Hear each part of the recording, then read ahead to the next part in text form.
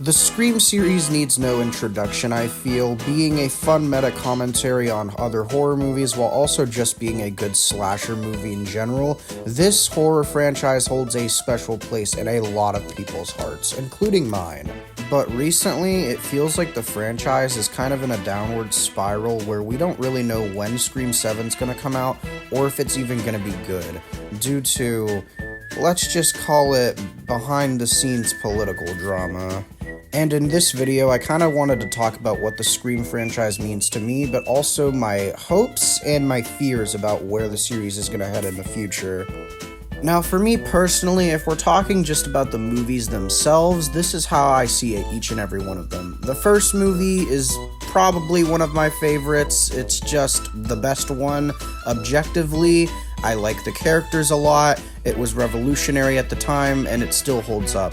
The second movie is pretty good, ups the kills a little bit more, and I like the reveals, again, like the characters, and it's pretty good. The third movie is absolutely abysmal, I fucking hate it, and it's the worst movie in the franchise. The fourth movie, there's elements of it that I like, and there's elements of it that I don't really like, so the fourth movie is just kind of mid to me.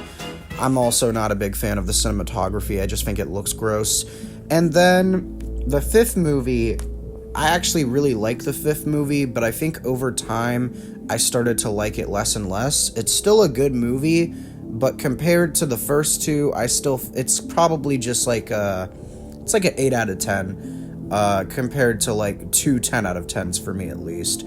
And then the sixth movie, I know this is going to be a bit of a hot take. The sixth movie for me, I love it just as much as the first movie. I would give it a 10 out of 10. The sixth movie for me is fucking amazing. Mainly due to the kills, the story I really liked, and I also liked that it took place on Halloween. And overall, I just loved the sixth movie. But the one thing that every Scream movie has going for it is Ghostface himself. I genuinely think Ghostface is one of the best slashers of all time. He's easily one of my favorite horror characters. Maybe it's Roger L. Jackson's vocal performance as him. I don't know. Maybe it's the character design. But there's just something about Ghostface that I absolutely love. Like, when I see him on screen, I just get a lot of dopamine. He's just one of the coolest killers, I feel. And I feel like he's genuinely terrifying, especially compared to a lot of other slashers. And I think I appreciate the fifth and sixth movie more because they brought back a franchise that was struggling because the fourth movie did not do well and the third movie was abysmal. But now we're at a point where Scream 7 could either be the worst thing ever or the best thing ever. So let me just try to explain.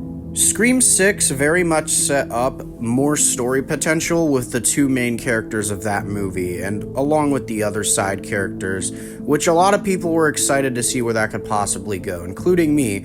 But then some political drama happened, and Spyglass, the people who currently hold the rights to the Scream series, decided to fire a few actors, and now it's very unclear what Scream 7 is going to be. We've heard that they've actually hired Kevin Williamson to be the director, who is actually the original writer of the first two Scream movies, if I'm not mistaken, so that is really cool. And they've brought back the actress for Sidney Prescott, so she's probably going to be the main character again. So it just feels like in order to avoid backlash for getting rid of something that we already were starting to like and get comfortable with, they're going to rely on nostalgia to make this movie good, which I genuinely don't know how to feel about because I was really invested in Scream 5 and 6's storyline and where it was going to head. But also, there are rumors that are going around currently that they want to bring back Stu Macher and make him the villain of Scream 7, which, if that's the case, sign me up, because I am a big Stu Macher fan. Easily my favorite fucking Ghostface of all time. But that also brings the question, do I think Spyglass is in the right for canceling a story that we were all invested in, pretty much, and trying to replace this story with a nostalgia-driven movie instead of making something new, because they know if they try to start over again, because that's what Scream 5 and 6 was. It was technically a reboot. Yes, it was a sequel, but it was also starting fresh with new characters and stuff. And we already just got invested in those new characters recently, so they know if they decide to do that again, people are not going to watch it. They're just going to hate on it.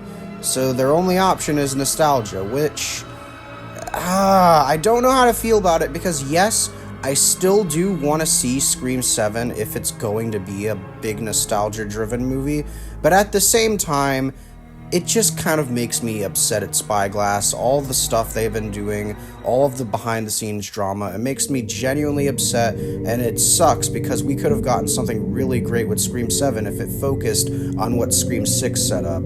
So that's pretty much the state of the franchise right now. We don't really know what's going on, and everyone's kind of confused. Some people, I remember they were saying they were going to boycott Scream 7, saying that they're not going to watch it because they don't want to support Spyglass, which you're free to do, but I'm probably still going to watch it because I at least need to see how this thing is going to turn out.